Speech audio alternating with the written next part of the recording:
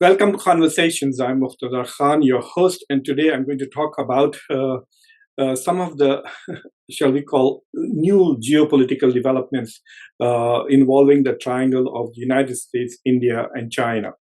So, essentially, I'm going to talk about the congressional delegation that went to Dharmashala in India and met with the Dalai Lama.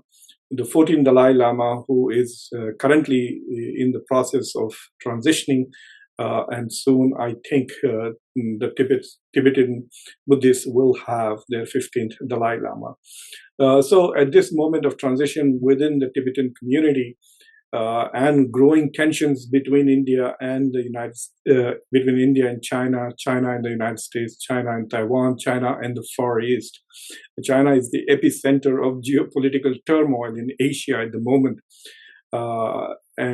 So it is at this moment that a U.S. congressional delegation led by Michael McCall, who is a certifiable China hater and whom China has personally sanctioned, along with Nancy Pelosi, who is well known to be in the pocket of the Taiwan lobby, and in the past she has visited Taiwan and created international incidents. One of the consequences of such events is that these politicians use these moments where they appear to stand up to China. It depends on which politician you're talking about. There are some like Ted Cruz who want to act tough with Iran. So they will say tough things about Iran, and then they will go and collect a lot of money from the pro-Israel lobby. And so there are those who will say tough things about China, and they will then collect money from the pro-Taiwan lobby.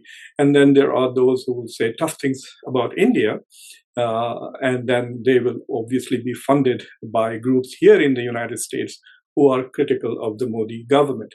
So US Congress people, members of the Congress, and even senators often do domestic campaign financing or campaign fundraising through geopolitical episodes and by creating geopolitical incidences. So often they are not in sync with the White House. For example, when Nancy Pelosi went to Taiwan, it was against the wishes of the president of the country. In 2022, the Biden administration was not happy at all because she was forcing the Biden administration to take positions publicly by provoking China. And one thing that we must remember is often such actions trigger a very harsh response by the targeted nation. So, for example, if on behalf of Afghan women, you create an episode such as coming to India and then going and meeting Afghan women and saying, okay, we are going to take 100 women who are Afghanistanis and give them scholarships. Now, of course, for people who don't like Afghanistan, this may look like something else. This is so fantastic, and you will clap and you will cheer, and there will be lots of activities on social media. But then Taliban would perhaps retaliate against all the women in Afghanistan, come up with more tougher laws, make it far more difficult for women.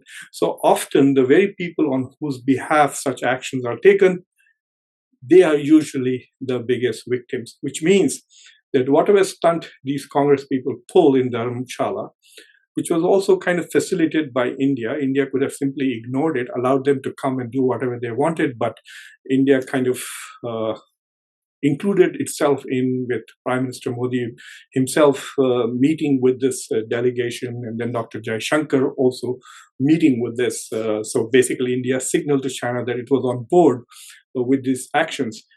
As a result of this action, China will definitely get tougher with the Buddhists in Tibet. And that tough actions that they are going to take will not be for 1 second or a minute or a day or a week. It will be perpetual. So that is one of the consequences. Just mark my words, you will see China becoming more tougher in Tibet as a result of this provocation.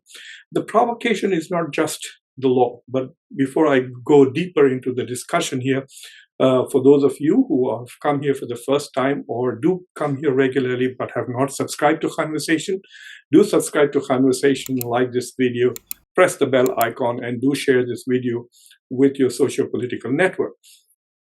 So the lawmakers, the US Congress and the Senate both have passed a law called, with regards to Tibet, demanding that China restart engagement with a peaceful dialogue with Tibet, ultimately to give Tibetans their fundamental rights. The law does not use the word self-determination, but McCall, in his statements while he was in India, did say that the purpose of this law is to allow some kind of self-determination. So the law that has been passed, and it's probably going to be signed by the president in the next day or two or this week, it basically says it empowers the Special Coordination for Tibet to actively and directly counter disinformation about Tibet from China. So it basically empowers the State Department to counter Chinese propaganda about Tibet. It rejects inaccurate China's claims that Tibet has always been part of China. China basically annexed Tibet in 1950. But since 1960, the United States has officially acknowledged that Tibet was a part of China. The US has not changed that policy. And so what it is not calling for is not independence, at least in the law. If the law had said independence, then I don't think Biden would have signed it. Or will probably try to veto it unless there's supermajority. I did not see how many, but I think there's overwhelming support in both the Congress and the Senate. Anything that is anti-China today in the United States enjoys tremendous support, and I will show you why. So the third thing that it does, it promotes the dialogue without preconditions between China and the Tibetan government in exile. Since 2010, China has refused to have any dialogue with the Dalai Lama or his group, and they have been demanding preconditions which the Tibetans are unable to fulfill. It also says it is the State Department's responsibility to coordinate with other governments in multilateral efforts towards this goal of a negotiated agreement on Tibet. So basically, the United States is signaling to China that, okay, we are now, along with Taiwan, now we're going to take up the cause of Tibet, and this is a way of diplomatically pushing back. And India is saying, I am with the United States and with the Tibetans on this issue. So basically, what is happening is that these two countries are trying to increase their pressure on China, and this is in response to all the shenanigans that China has been indulging in. Recently it had bullied the Philippines Navy. It is claiming that it controls 80% of the waters in South China Sea. It's conducting all kinds of exercises near Taiwan, constantly intimidating Taiwan. But you must also recognize that some of the actions that China has taken with regards to Taiwan is in response to the provocations coming from people like Nancy Pelosi and McCall himself, who also went to Taiwan. And China maintains that since there's one China policy, you cannot go and have diplomatic relations or any kind of official relations with Taiwan. It's like India objecting when US government people go to the POK, Pak-occupied Kashmir. If you remember, when the US ambassador in Pakistan went to Pak-occupied Kashmir, I think it was last year, Indians were very upset about it. So China also reacts in that particular fashion. The reason why the US Congress is so excited about projects like this is if you look at the public opinion about Chinese in America, it's very, very negative. So more than a majority of people have very negative views of China at the moment. A lot of it has been triggered because of COVID and Donald Trump's messaging about COVID. He called it Kung flu and talked about Wuhan flu and so on and so forth. And so there is a lot of anti-China rhetoric coming from the government, and that usually percolates down into the public. So, for example, in India, if you look at 2015 and you look at public opinion of China, it was very, very positive because the government was talking in positive terms about China. But if you look at the public opinion now, it's very negative. Actually, it's not as negative as the US public opinion. I will show you some data about India too. but it's quite negative, and that's partly because the government is talking negatively about China. So if you look at the public opinion in the United States, so the things that the American public is really, really concerned about is, number one, the partnership between China and Russia, because they feel that China is helping Russia fight the war and prolong the war in Ukraine. So about 90% of Americans consider the partnership between China and Russia very serious. I mean, it shows that the public seems to have pretty sophisticated geopolitical sensibilities, that indeed the coming together of China and Russia, the second and the third most powerful countries on earth, is definitely a source of worry for the United States. The next thing that worries them, which is tension between China and Taiwan, they are also very concerned about China's policies on human rights. They are also worried about China's rising military power, China's growing technological power, and China's growing economic competition with China. But still, there are people in the U.S. business community who still want to do business with China. If you look at the American views about China's role in world politics, you will see that that is also very, very negative. On the issue of whether China contributes to peace and stability around the world, 51% said very little. A fair amount, only 15% see it positively, but about 80% think that China does not do anything to make the world a stable place, and then just takes into account the interests of the US. So about 77% of Americans feel that China does not pay any attention to US interests. And then when question is asked about China's interference in the affairs of other countries, that is a little less, but still quite negative, that China does interfere in other countries. So given the fact that there is such strong negative perceptions of China, American politicians just see it as a win-win situation for them, making grandstanding about China, making big statements about China is usually used for fundraising. Now that Nancy Pelosi is returned, I'm going to get lots and lots of emails from her with videos and photographs with the Dalai Lama asking for money. But let's look at it from a little broader and strategic perspective. What is the consequence of such a thing? Clearly, China is responsible for what is happening because it is China who has acted quite aggressively. It has acted quite aggressively with India, both in the Galwan Valley as well as in Arunachal Pradesh. One could argue that the reason why China was getting tough on the border was because India was getting closer to the United States in the Quad. On the other hand, you could argue that India is getting closer to the United States in the Quad because China is acting. So it's like a chicken and an egg situation. And unless one of the two takes a positive step forward, that is not going to happen. According to reports here in the United States, the situation on the India-China border has been very tense for the last 2 years. There have been episodes which the Indian government has not shared with the public, but the Indian government has sent more and more troops to the border. And I suspect that the reason why there is enhanced terrorism in Jammu is because there is less security forces in Jammu, and most of them have been sent to the Ladakh border. I did have a conversation about that with General Hasnain, who says that yes, in the beginning there were troops were moved, but India has now brought back additional troops into Kashmir. So Jammu should theoretically be safer, but I'm not very sure about that because you can see enhanced terrorist activities. And one of the ways to understand that perhaps is because the security grid has become weaker because there's more attention on the China border. And that would also explain why India is taking tougher and tougher positions with China. So China is triggering both the United States as well as Japan as well as South Korea and is inviting such responses. However, these diplomatic escalations have to be balanced because there are two other things that are important for some of the global challenges like climate change.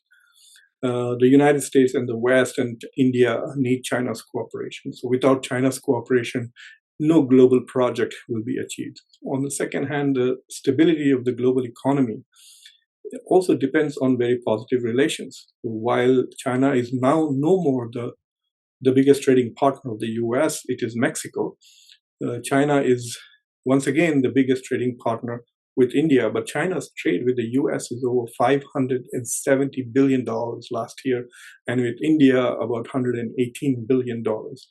And India's trade is on intermediate stuff. So India brings in raw material, and which then go into finished products. So if India stops its imports from China, then India's exports would suffer. Plus, India is also bringing lots of advanced technology, such as electric vehicles and computers. If you remember, the Prime Minister Modi had announced a kind of a moratorium on importing of laptops, and then suddenly, with all this talk about made in India, and then suddenly they realized that that was not a sustainable policy. And so the laptops policy was reversed because most of those laptops are coming to India from China. So there is this trade situation. And increasingly now Indians are going to China to study. Right now there are about 25,000 Indians studying in China, and most of them are studying medicine, MBBS. It seems that Chinese universities are cheaper than private universities in India and also less competitive. And given all these scandals now in the Indian NEET and the postgraduate entrance exams, etc., it is quite natural that more and more Indian students are going to go abroad to get away from a system that is really very badly managed these days. So India has these multiple complex relations with China. I don't know how long can there be geopolitical tensions and still have economic relations with China. It's the same for China too. How long can China continue to be able to benefit from the markets in India and the US and in Europe and also remain hostile to them? So I think that in the long run, these kind of actions, the biggest victims of these are going to be the people. China has begun the Sinicization of Buddhism in China. They're going to bring up a Dalai Lama of their own in Tibet. And it is quite possible that the policies that China has used against Uyghurs, the Uyghur Muslims whom they have tortured, have put them through re-educational schools. Basically, there's a systematic cultural genocide of Uyghurs taking place in China. And they have also oppressed them in many, many ways. The reports that come out of China, some of them are horrendous, of thousands of people put in jail, thousands of them killed, thousands of mosques destroyed in the Xinjiang province. And those same tactics, they say, China might use with regards to Tibet. So you must understand that the United States has imposed some sanctions on China and issued some statements with regard to Uyghurs. But the US is not going to go and fight for Uyghurs against China the way it is supporting Israel with regards to Palestine. So if China starts the same kind of policies against Buddhists in Tibet, then yes, there may be some sanctions against Chinese government, like with the case of Uyghurs, but the US is not going to go and fight with China for Tibetans. There will be conferences, there will be such episodes and meetings, etc., and statements, but I'm not sure whether the US government is going to go and fight. You should ask the Kurds what happened to them. On two occasions, the US essentially prompted them to rise up. The first time, Saddam Hussein killed thousands and thousands of Kurds because they aligned with the US, and the US did nothing to protect them from the revenge of Saddam Hussein after the First Gulf War. So the Tibetans also have to be very careful that they do not allow themselves to become pawns of this geopolitical tit-for-tat between India and China, between the US and China. The only people who are benefiting from this kind of shenanigans are the American politicians. They're going to get lots of money and maybe votes from these lobbies here in the United States. Apparently, Japan and South Korea spend over $200 million a year. Taiwanese are spending close to $30 million a year here, lobbying the U.S. government to take positions which protect them from China or anti-China stats in the U.S. And the mood in the country is also very anti-China. So therefore, they are going to take those kind of positions because it's a win-win situation for them. It's not a difficult policy, and it comes with lots of advantages, especially in terms of money and support. But the losers are going to be, like I said, the Tibetans, who may suffer more repression from the Chinese government, because if they suddenly start talking about independence and separation, China may retaliate against India by increasing more support to people in the northeast who are, the ethnic conflict that is going on in the northeast. We already hear rumors that a lot of weapons that you see in Manipur are coming from China, so they will try to trigger instability in the northeast, and they may also get their proxies in Pakistan to increase activities that will cause instability both in Jammu and Kashmir. So you can expect that similar retaliation from China.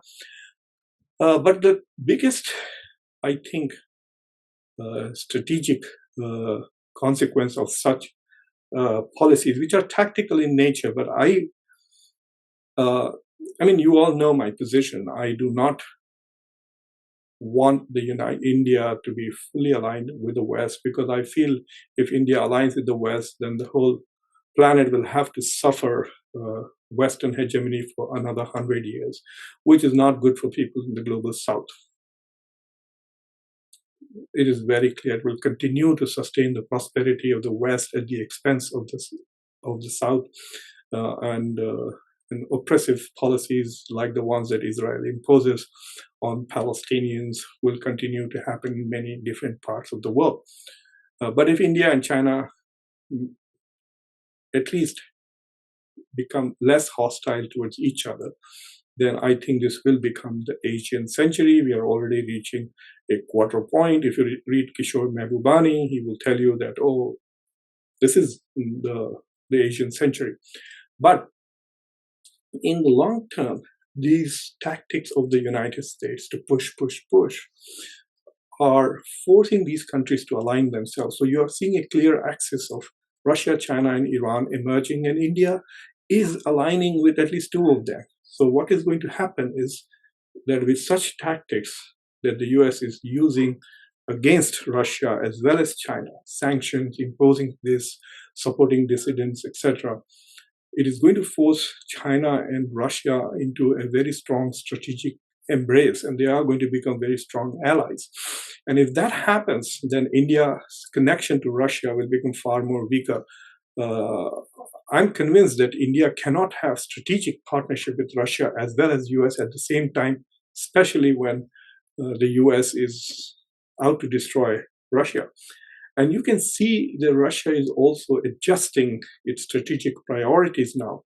And one example of that is the Russian invitation to Pakistan to join the North-South transport corridor. So inviting Pakistan into a corridor of which the founding members were Russia, Iran, and India clearly suggests that Russia is leaning more towards China and its partners. India, if you remember, converted the Shanghai Cooperation Organization into a virtual event, basically destroying the pomp and show it would have had if they had like the G20. So India's position inside BRICS will become much more weaker if it aligns more and more with the US. The closer India gets to the US, the more difficult its life is going to become in BRICS, because BRICS is essentially composed of countries who are very critical of the US, like Russia, like China, like Iran, and now Pakistan, and other countries who are seeking strategic autonomy. So what is going to happen is that these kind of games that India is playing and becoming a tool in the anti-China toolkit of the United States will completely compromise the United States autonomy. And I've been predicting this since the last 1 month, that Modi 3.0 is the term in which America and the US are going to, India and the US are going to get close. The United States will become a dominant player, and India will become more and more dependent on the US and will lose its autonomy because it will start playing games like that. The more India fears China, the more it will go closer and closer towards America. So that is the geopolitical consequence of such games. And unfortunately, there is no critical thinking in India these days. They think everything that the government does is magical and divinely ordained. After all, the prime minister is not even human born. He's like a god, so he can't do anything wrong. So this kind of attitude in the country, which means that neither the media is going to ask tough questions, nor scholars are going to ask tough questions. I read some of the articles published by Indian experts in Indian newspapers. They're neither here nor there. They're just talking about some specific historical events, but there's nothing, there is no critical thinking in the manner in which they are addressing this issue. So while Nancy Pelosi's anti-China statements may make people happy, I think it is only going to aggravate the situation. And as I've said before, and even Geeta Gopinath of IMF has said, that if the world is fragmented economically, then the immediate loss of GDP could be up to 7%. So it was going to hurt trading. And so instead of a globalized economy, we will have fragmented economies. So I don't see this development in Dharamshala as anything very positive. For those of you in India who are thinking that Trump's arrival as a president, which looks more and more likely, is going to be good for India, let me assure you that not necessarily so. If you go and look at public opinion polls, you'll find that people in the Democratic Party have more positive views towards India than people in the Republican Party. Trump may say things, but the Republican Party is also very religious and also very racist. And unfortunately for India, India is neither Christian or Jewish nor white. So those factors will always remain important in the manner in which the Republicans conduct their foreign policy. The only circumstance under which they're going to put it down is if there's immediate financial benefit to them, but in the long term, from a strategic point of view, the US will not do for India what it is doing for Ukraine. But also remember, the US is very limited in how it has helped Ukraine, in spite of the civilizational and religious connections that they talk about with regards to Ukraine. Some of the American politicians, the US has not sent troops, will not fight for Ukraine, and for a long time it did not give them weapons which are offensive, only defensive weapons.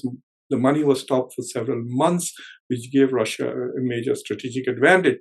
So you must understand that while the United States is the most powerful country in the world and has tremendous assets which can come to your aid, but in moments of crisis, it is quite possible that America's domestic politics can completely upend the commitments that the foreign policy people make. So on that note, I'm going to stop here, but I do want to remind you that I'm hosting a special session with scholars. I have run a program for the State Department here at the University of Delaware. It's called the Study of U.S. Institutes.